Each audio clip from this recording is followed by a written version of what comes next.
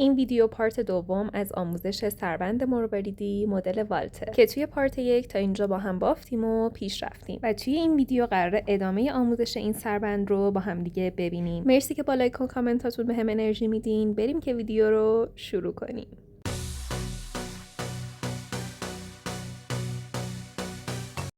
خیلی خوب بچه‌ها، ببینین من تا اینجا پیش رفتم. الان این آخرین قسمته که دقیقا مثل قبل سرنختون رو از این مهره، از این خونه 4 تایی لوزی شکل کنارمون رد میکنیم به سمت دایره و میکشیم. الان این قسمت، این ردیف از سربندمون به اتمام رسید. الان میخوایم نخمون رو رد کنیم و ادامه کار رو بریم. برای رد کردن نخ بچه‌ها الان ببینید نخمون توی این مهره است، برسونش به این مهره،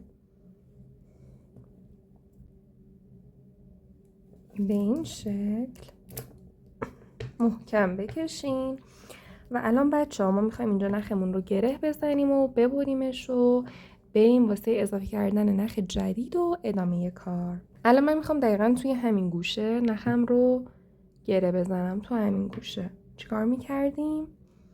یه دایره اول تشکیل میدادیم، ببینید به این شکل، و بعد نخمون رو از همون گوشه‌ای که مد نظرمون بود میبریم زیر و بعد از زیر از داخل این دایره ردش میکنیم و گره میزنیم توی همین قسمت که میخوایم.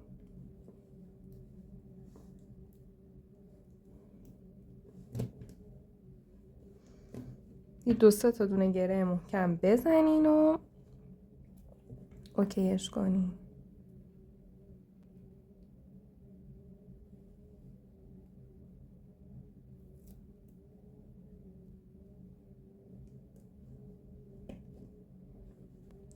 خب من اینجا گره هام رو زدم. میتونین برین نختون رو یکم بین کلر کار رد کنین. یکم که رد شد نختون رو اضافیش رو بچینین و بیاین تا بهتون بگم که ادامه کار رو چجوری بریم. خیلی خب بچه‌ها، الان واسه ادامه کار تقریبا دوباره 150 الی 2 متر تقریبا نخ جدا کنین و الان میخوایم ادامه کارمون رو بریم.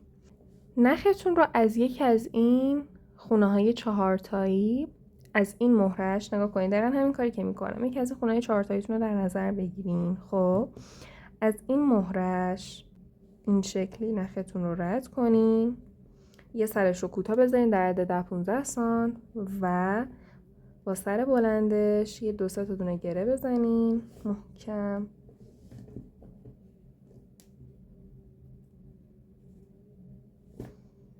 این دیگه اضافه کردن نخ و متوجه شدین و رد کردن نخ دیگه همش همین شکله. خب حالا سر کوتاه نخ رو دقیقا از همین مهره‌ای که داخلش هستیم رد کنین به این شکل، بکشین محکم، یکم رد کنین بین کل کارو، بعد اضافیش رو ببرین.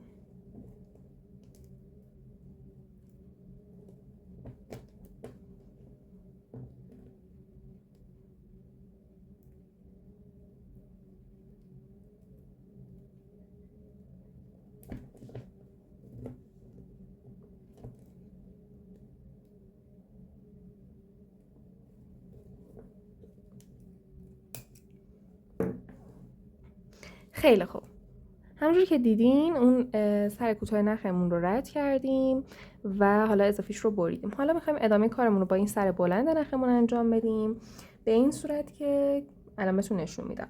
الان باید چیکار کنیم بچه‌ها؟ الان همینجوری که میبینیم ما اینجاییم. این نختون رو از این مهره، از این مهره کناری، از همین مهره، از این خونه 4 تایی رد کنین در وهله اول.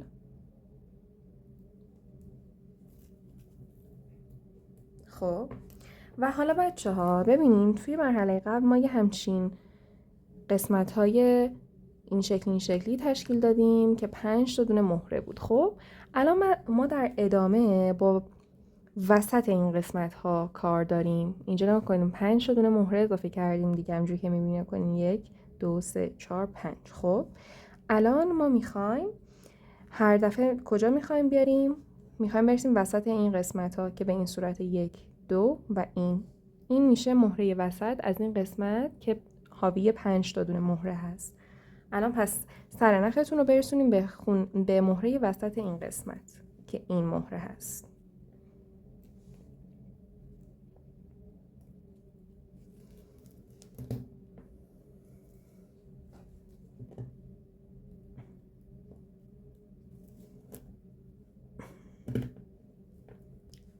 به این شکل. و حالا اینجا چیکار میکنیم؟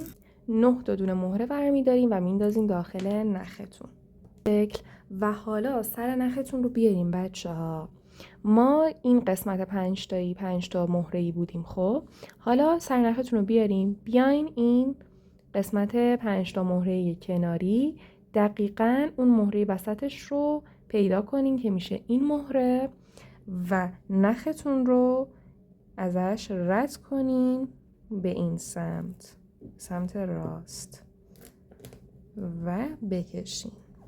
به این شکل اولین قسمتمون تشکیل شد. این روتینیه که میخوایم انجام بدیم. چیکار میکنین؟ الان 9 تا دونه مهره برمیدارین میندازین داخل نختون در وهله اول به این شکل و اینجا سر نختون رو میاین این قسمت 5 مهره کنار مهره وسط رو پیدا میکنین و سر نختون رو از همین سمتی که هستین رد میکنین و محکم میکشین به این شکل. قسمت دوممون هم تشکیل شد. همین روال رو باید هی ادامه بدین تا کل این دایره‌مون رو دور سربندمون رو بگیره. میشه 9 تا قسمت. الان 2 تا قسمتش رو با هم بافتیم. همین روتین رو تکرار کنین و بیاین. من میبافم 9 تا تیکم رو میبافم و میام پیشتون. خیلی خب بچه‌ها، من همونجوری که میبینین این قسمت ها رو 9 تا رو بافتم. این الان نهمیه که سرنخم رو میارم و از این قسمت کنارم مهره وسطش نخم رو رد میکنم. به این شکل 9 تا قسمتمون توی این قسمت از بافت تشکیل شد. اینجا هم میخوایم نخمون رو رد کنیم دقیقاً و نخ جدید اضافه کنیم و قسمت بعدی رو ببافیم. دیگه رد کردن فکر کنم اوکی شدیم. بعد نختون رو برسونیم به یه گوشه‌ای، به یه گوشه برسونین. الان مثلا من اینجا نخم رو میرسونم به اینجا، بذارین رد کنیم.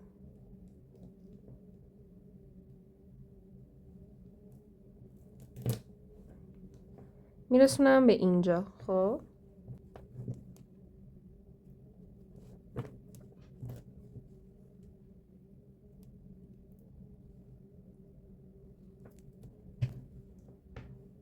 به این شکل. و حالا اینجا روی همین گوشه‌ای که هستم 2 تا دونه گره محکم میزنم.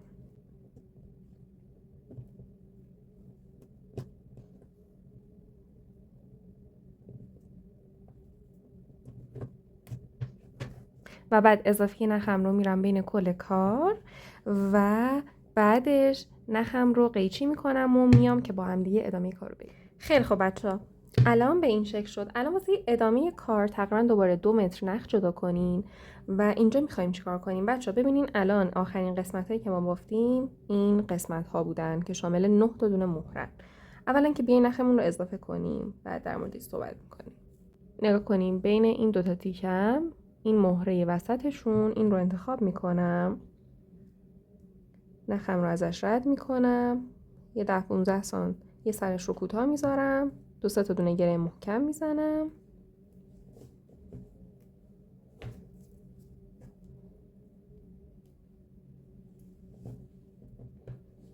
حالا اون سر کوتاه رو دقیقاً از همین مهره‌ای که داخلش هستیم رد میکنم و بعد میرم یکم رد میکنم و اضافیش رو میچینم و میام که با هم دیگه ادامه بدیم. خیلی خب بچه‌ها، من الان اون قسمت کوتاه رو رد کردم. الان این سر بلند نخم رو دارم و میخوام باهاش ادامه کارم رو برم. بچه‌ها الان ببینین سر نخ من به این سمت همینجور که میبینین. ما اینجا میخوایم توی این قسمت چی کار کنیم. اینجا ببینین این قسمت های 9 تا مهره‌مون رو که تشکیل دادیم و میبینین ما با اینجا کار دیم. حالا با کجاش؟ دقیقاً دوباره با مهره وسط از این قسمت ها که نگاه کنین الان 1 2 3 4 5 6 7 8 9 این 9 تا مهره. میخوایم مهره وسط رو پیدا کنیم. از دو طرف شروع میکنیم به شمارش. 1 2 3 4 5 این میشه مهره وسط. ما کارمون با این مهره وسط از این تیکه های 9 مهره‌ای هست. واسه شروع پس چیکار باید بکنیم؟ الان این سر نخمون رو برسونید به این مهره وسط از این تیکمون.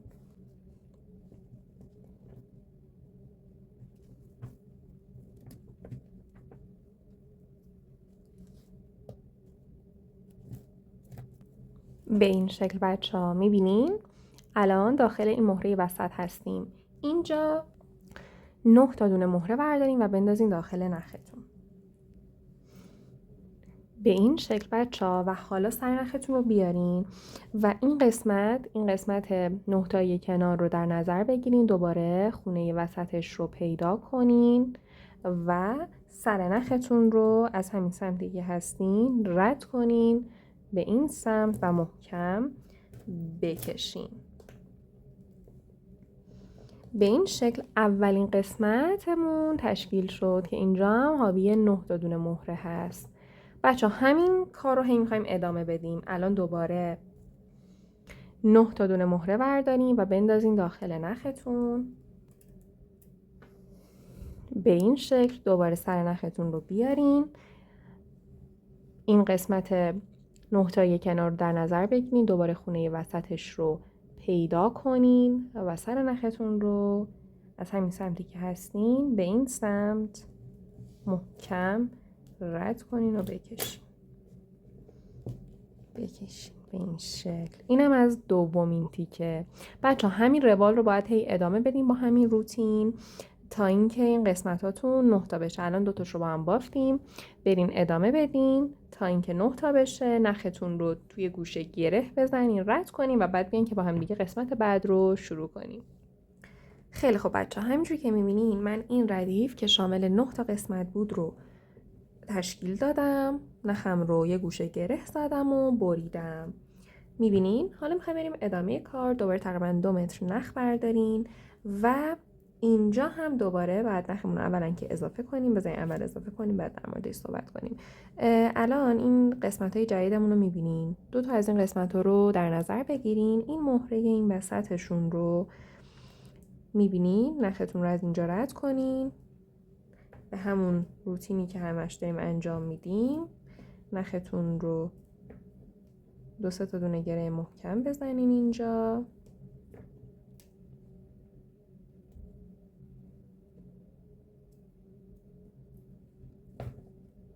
این سر کوتاه رو از دوباره همین مهره‌ای که هستیم داخلش رد کنین و بعد همینجور یکم رد کنین و بعدش ببرین و بیاین که با این سر بلند کار ادامه بدیم. خیلی خوب بچه حالا ما میخوایم با این سر بلند نخمون کارمون رو ادامه بدیم. الان تو این قسمت خب ما دوباره دقیقا مثل قسمت‌های قبل ما همش چیکار داریم میکنیم؟ داریم این تیکایی که میبافیم رو مهره وسطشون رو پیدا میکنیم و هی این مهره‌های وسط رو به این کناریا هی بس میکنیم با تعدادی مهره. الان اینجا هم به همین شکله. الان این قسمت 9 تایی جدید من رو میبینین. شما باید اینجا مهره وسطش رو پیدا کنین. 1 2 3 4 5 این مهره وسطه. اینجا این سر نختون رو اولا برسونین به این مهره وسط.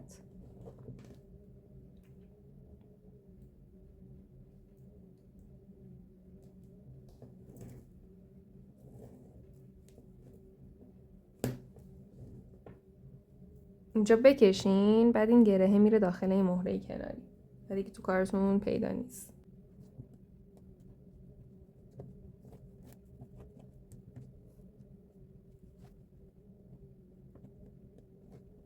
خیلی خوب به این شکل. حالا اینجا 9 تا دونه مهره بردارین و بندازین داخل نختون به این شکل و حالا سر نختون رو بیارین بچه ها و بیاین این قسمت 9 تایی کناری دوباره مهره وسط سر نختون رو از همین قسمتی که هستین از همین سمتی که هستین از این مهره وسط رد کنین و محکم بکشین. خیلی خوب بچه ها میبینین این اولین قسمتی هست که تشکیل شد. قسمت های بعد رو هم دقیقاً به همین منوال 9 تا دونه مهره برمیدارین، میندازین داخل نختون به این شکل و حالا سر نختون رو بیارین و دوباره بیاین این قسمت 9 تایی کنار رو در نظر بگیرین، مهره وسطش رو پیدا کنین و سر نختون رو ازش رد کنین و محکم بکشین. اینم از دومین قسمتمون از این ردیف. همین روال رو باید هی ادامه بدین تا اینکه این تعداد قسمتاتون 9 تا بشه، دقیقاً به همون تعداد مهرهای این دایره است و همین شکل ادامه بدین. 9 تا قسمتتون که تکمیل شد یه گوشه نختون رو گره بزنین، نختون رو رد کنین و ببرین و بیاین تا با هم دیگه ادامه بدین. خیلی خب بچه‌ها، من این ردیف رو هم بافتم. همونجور که می‌بینین اینجا ممکنه یکم کارتون حالت جمع شده بگیره که اوکی این قراره حالت انگار کلاه تور باشه واسمون. همونجور که ردیف رو قراره پیش بریم می‌خوره این حالتش بیشتر میشه. واسه همین یکم نشون دادنش الان به دوربین سخت. من این شکلیش میکنم، کارو برمیگردونم، نصف میکنم روی هم و الان این ردیفه. ما اینجا رو این قسمت ها رو الان با هم دیگه بافتیم. الان میخوام بریم سراغ ردیف بعدی. دوباره تقریبا 2 متر نخ جدا کنین و اینجا نخمون رو اولا میخوایم اضافه کنیم. دیگه 1000 بار با هم انجام دادیم، مطمئنم که دیگه بلدین. الان این 2 تا قسمت جدیدتون رو در نظر بگیرین. این مهره وسطش، نختون رو رد کنین، 2 تا دونه گره بزنین و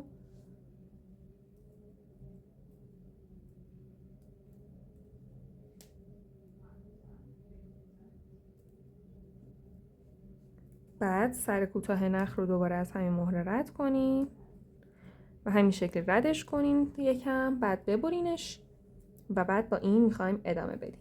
خیلی خب بچه‌ها، من نخم رو اون سر کوتاهش رو رد کردم. حالا با این سر بلند میخوایم ادامه کار رو بریم. اینجا هم دقیقاً مثل ردیف‌های قبلیه. الان این قسمت جدیدمون رو داریم که 9 تا دونه مهره داره.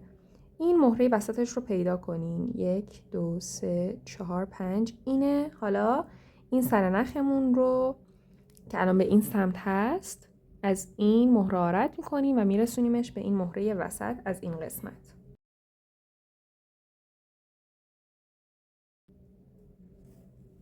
و محکم بکشین اینجا تا این گرهه یکم داخل مهره‌تون قرار بگیره.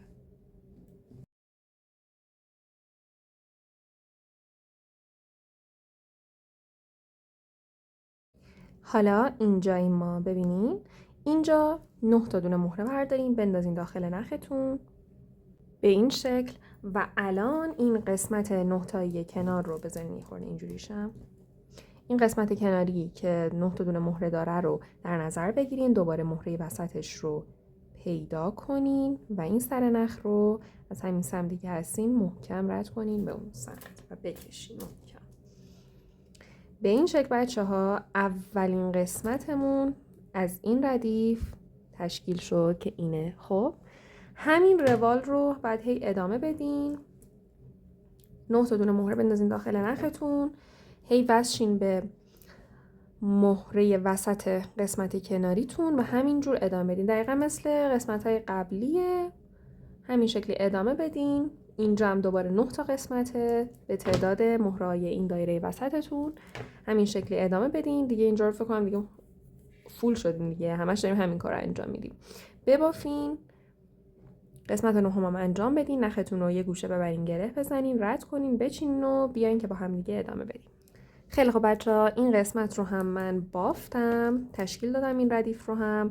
حالا میخوایم بریم سراغ ردیف جدید. این ردیف رو بچه‌ها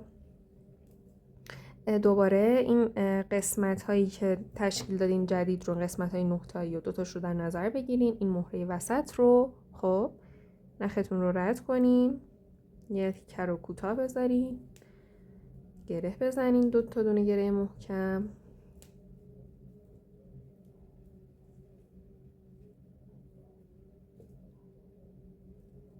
حالا همین تیکه کوتاه رو از همین مهره دوباره رد کنین،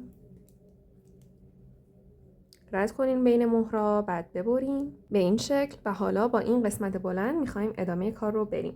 الان بچه دوباره اینجا هم مثل قسمت های قبلی هست، به این صورت که این قسمت جدید تشکیل شدهتون رو در نظر بگیرین. که 9 تا دونه مهره داره مهره وسط رو پیدا کنین و الان این سر نخ رو که به این سمت هم هست برسونیم به این مهره وسط. اینجا محکم قشنگ بکشین که این گرهه بیاد داخل این مهره.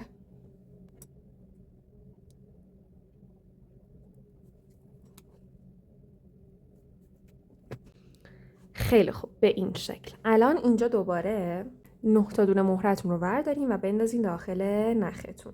خیلی خوب بچه‌ها، به این شکل. دوباره حالا اینجا بیاین این قسمت کناری، این 9 تا مهره و دوباره مهره وسط رو پیدا کنین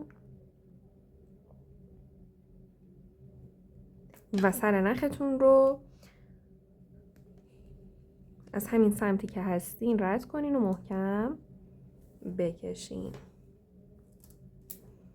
به این شکل اولین قسمتمون از این ردیف تشکیل شد. قسمت‌های بعد رو هم دقیقاً به همین منوال 9 تا دونه مهره بندازین داخل نختون و مهره وسط قسمت کناری رو پیدا کنین و رد کنین و همینجور ادامه بدین. اینجا هم دوباره تعداد قسمت‌ها 9 تاست به تعداد مهره‌های این دایره وسط. همین رو ادامه بدین. منم ادامه میدم. 9 تا قسمتم رو که بافتم نخم رو گره میزنم، شما هم گره بزنین و بیاین که با هم دیگه ادامه بدیم. اینجا بافت سربند من تموم شد. شما دیدین هر دفعه هی ردیف میبافتیم. شما میتونین اینو بزنین رو سرتون، هر چقدر دلتون میخواد این ردیفا رو ادامه بدین. خب واسه من این میزانش اوکی بود. حالا شما بذارین هی رو سرتون، ببین میخواد ردیف دیگه ای اضافه کنین یا شاید اصلا بخواد ردیفای کمتری ببافین. کلا سربند که میبافین هی نبافتش بذارین روی سرتون ادامه بدین. من الان به این شکل مستمر که میبافم، قبلش بافتم میدونم چی میخوام. شما کلا بافت سربندا رو ویدیوها رو که نگاه میکنین هر مرحله بذارین رو سرتون، اصلا باحاله، ببینین چه شکلی و اینا. اگه خواستین اینو هی روندش رو ادامه بدین، از هر قسمت وسطش شروع کنین و دقیقاً مثل هر ردیفی که بافتین. بچه اینم از این آموزش. اگه از این آموزش لذت بردین لطفا ویدیو رو لایک کنین، واسم کامنت بذارین، نظراتتون رو بگین و بهم انرژی بدین تا منم با انرژی بیشتری واسهتون ویدیوهای بیشتری بذارم. راستی اگه از این آموزش لذت بردی میتونی پلیلیست سربنده مرواریدیمون رو ببینی. کلی سربنده خوشگل هست که میتونی بری ببافی و لذت ببری از هنر دستت. مرسی که تا آخر ویدیو همراه هم بودی. تا ویدیو بعدی، خدا نگهدار.